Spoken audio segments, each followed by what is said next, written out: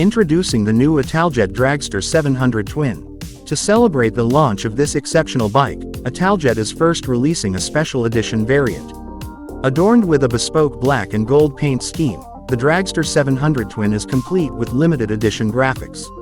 Additionally, it features an Akrapovič sports exhaust system, Öhlins rear suspension, Öhlins steering damper, Brembo calipers, and a Ducabike CNC clutch cover with a transparent viewing window.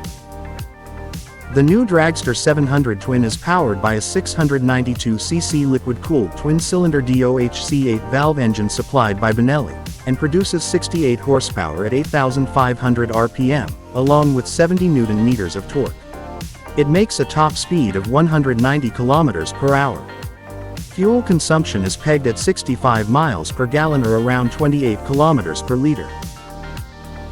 Suspension duties are performed by Marzocchi USD fork and Öhlins steering damper at the front, and a rear Öhlins adjustable single shock and adjustable height.